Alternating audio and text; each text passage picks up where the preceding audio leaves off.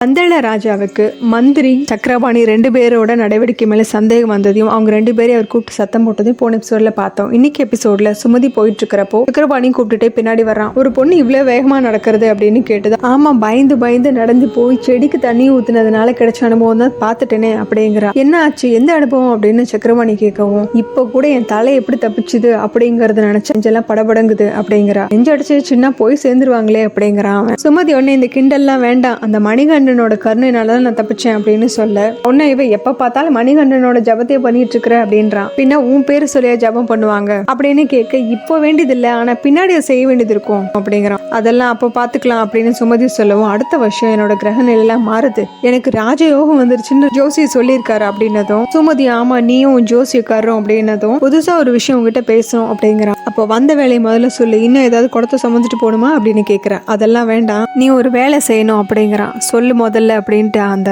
மந்திரியும் அவனோட வேஷமும் அப்படின்னு முகத்தை சொல்லிச்சுக்கிட்டே சொல்ல, மந்திரியை பத்தி இப்ப எதுக்கு பேசுற, நம்மளோட பந்தத்தை பத்தி பேசு அப்படிங்க, உனக்கு எனக்கு எந்த பந்தமும் இல்லை அப்படிங்கிறா. சக்கரபாணியும் அதுக்கு இல்லாதது உருவாகும், உருவாகிறது போகிறது தானே உலகத்தோட இயற்கை அப்படிங்கிறான். இந்த மாதிரி கதையெல்லாம் சொல்லிட்டு இருக்காதுங்க, நிறைய வேலை இருக்கு, எதுக்கு வந்து அது மாதிரி சொல்லு அப்படிங்கிறான். வேற ஒன்றும் இல்லை, இப்போ கருவூலத்துல இருந்து பணத்தெல்லாம் யார் எடுத்தாங்க அப்படிங்கிற விஷயம் உனக்கு மட்டும்தான் தெரியும், அதை யார்கிட்டயாவது சொன்ன அப்படின்னா உன் தலை இருக்காது அப்படின்னு சொல்றான். அதுக்கு சுமதி ரொம்ப சாதாரணமா, இந்த விஷயத்த மந்திரிட்டு சொன்னியா இல்லங்கிறான். அப்போ உனக்காக சொல்லிக்கிட்டியா இல்ல, அப்போ உங்க 2 பேர் தலைக்கு அப்புறம் தானே என் தலைக்கு ஆபத்து வரும் அப்படின்னதும் அப்பதான் அவன் அதிர்ச்சி ஆகுறான். என்ன அந்த முட்டாள்தனமா இருக்கிற ருக்மணி மாதிரி நினைச்சுக்கிட்டியோ, அப்படி நினைச்சுக்கிட்டேன்னா அது நீ தப்பா புரிஞ்சுட்டேன்னு அர்த்தம். இதை கேட்டு சக்கரபாணி வாயிடுச்சு போய் நிக்க, என்ன அப்படி நின்றுட்டு இருக்கேன்னு கேட்கிறான். வேற ஒன்னும் இல்லை, இப்படி ஒரு தைரியமான பொண்ணுக்கு தான் மந்திரியோட மனைவியாக தகுதியே இருக்கு அப்படிங்க.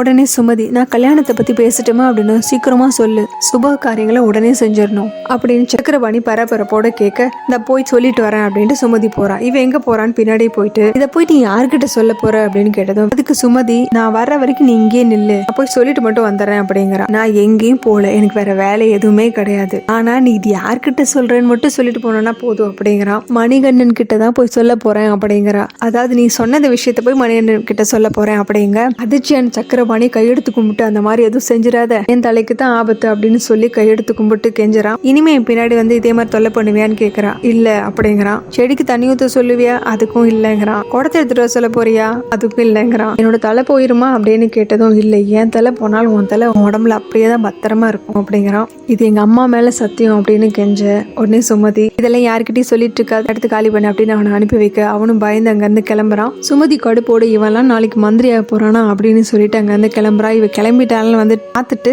சக்கரமணி அங்கிருந்து போக, இதோட இந்த எபிசோட் முடியுது. அடுத்த எபிசோட்ல பார்க்கலாம். சேனல் லைக் பண்ணுங்க, ஷேர் பண்ணுங்க, சப்ஸ்கிரைப் பண்ணுங்க, பெல் பட்டனையும் பிரஸ் பண்ணுங்க. தேங்க்யூ.